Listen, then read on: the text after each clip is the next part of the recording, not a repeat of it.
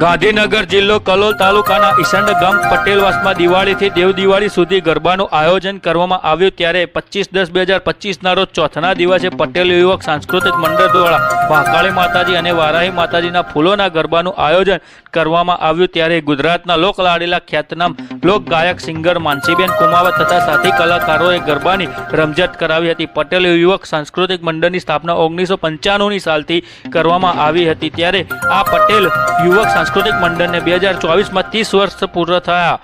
चालू वर्ष 2025 में 30 वर्ष पूरा करी 31 वर्ष में मंगल प्रवेश कर्यो। अमारी चैनल इंडिया टाइम न्यूज़ ने लाइक करो, शेर करो, सब्सक्राइब करो जेथी करी अवनवा समाचार तमारी साथे पहुंची सके। वीडियो रिपोर्टर हार्दिक शुक्ल।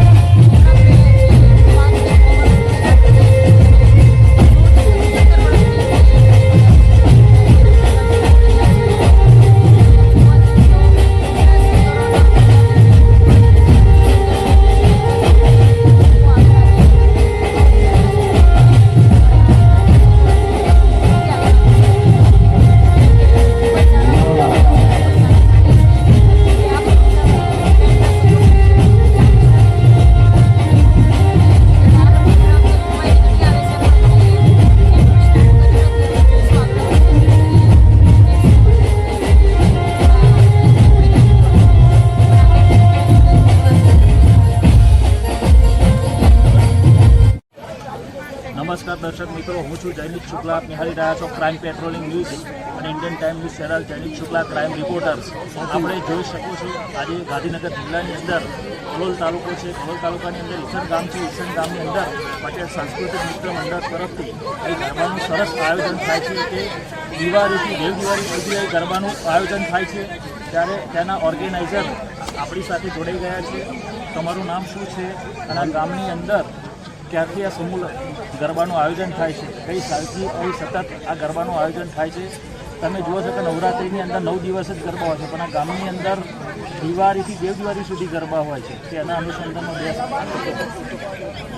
પહેલાં ઈસંડની અંદર દિવાળીથી દેવ દિવાળી સુધીના ગરબા થતા હતા અને એ અલગ અલગ વ્યક્તિઓ પોતાની રીતે ગરબા નોંધાવે અને એના ગરબાનો સમય લગભગ આજે ગરબો વાળ્યો હોય તો એ ગરબો 5 થી 7 વર્ષે એનો નંબર આવતો હતો।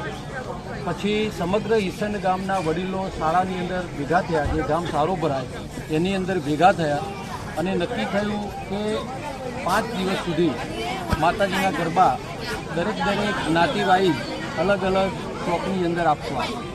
એ રીતે આજથી લગભગ 40 થી 45 વર્ષ પહેલાં ઈસંડની અંદર કોટવાસની અંદર શાળો ભરાયો અને ત્યાં પટેલવાસ માટે ચોથ આપવામાં આવી। બ્રાહ્મણ પ્રજાપતિ દરજી સુથાર એમના માટે લાપોચમ આપવામાં આવી। મોટાવાસની અંદર ઠાકોરભાઈઓ માટે બેસતું વર્ષ આપવામાં આવ્યું અને કોટવાસના ઠાકોરભાઈઓ માટે એમને તીજ આપવામાં આવી। અને ભાઈબીજનો દિવસ પડતર એટલા માટે રાખ્યો કે એક દિવસ રહીને આત્રે દિવસે ભવાઈનો પ્રોગ્રામ હોય છે એટલે એના માટે વડીલોએ નક્કી કર્યું કે ભાઈબીજનો દિવસ એ પેન્ડિંગ રાખો અને બેસતું વર્ષથી પોચમ સુધીના દિવસો માટે અલગ અલગ ચોકની અંદર ગરબા રાખવા એવું નક્કી થયું। એ રીતે આજથી 40 થી 45 વર્ષ પહેલાં ગામના વડીલોએ અમને પાટીદારોને આ ચોથનો દિવસ ફાળવવામાં આવ્યો અને એ પ્રમાણે અમે પાટીદારોને ચોથ મળી એ સમગ્ર ગામ તરફથી મળેલી અને એ રીતે 40 થી 45 વર્ષથી આ ચોથનો પ્રસંગ ઉજવાય છે. પરંતુ પહેલાં મંડળ ન હતું, વ્યક્તિગત રીતે ગરબા બધા વાળતા હતા, ભેગા થઈને ખર્ચો કરતા હતા, આયોજન કરતા હતા. ત્યારબાદ ઈસનની બેન દીકરીઓએ અમે પહેલી વખત આરતીની ઉછરામણી રાખી અને ઈસનની બેન દીકરીઓએ 11,000 રૂપિયાની આરતી બોલી અને એ આરતીની રકમ અમે જે આવી એ આરતીની રકમને સિલક કરી અને ત્યાંથી અમે આજે 31મા વર્ષે પટેલ યુવક સાંસ્કૃતિક મંડળ ચોથ સમૂહ ગરબા મંડળ 31મા વર્ષમાં પ્રવેશ કર્યો છે. અને આજે ટીપે ટીપે સરોવર ભરાય એમ લગભગ 42 લાખ રૂપિયા ઉપર અમારી પાસે ચોથ સમૂહ ગરબા પાસે બેલેન્સ છે. અને આ રીતે પટેલ યુવક સાંસ્કૃતિક મંડળને સમગ્ર ગામ તરફથી ચોથનો દિવસ ફાળવવામાં આવ્યો છે. અને માતાજીનો દર ચોથના દિવસે પ્રસંગ ખૂબ સુંદર રીતે અને સમગ્ર ગામ હળીમળીને અને સારી રીતે ઉજવે છે.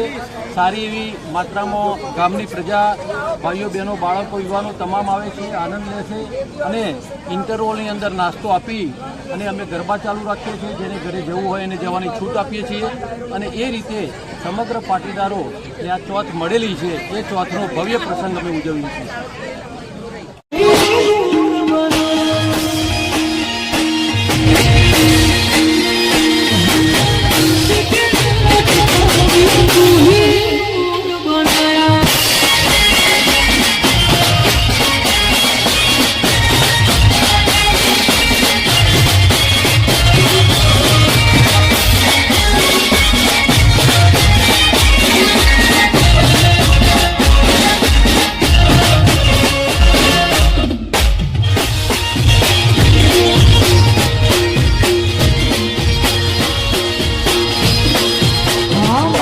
Shabbat.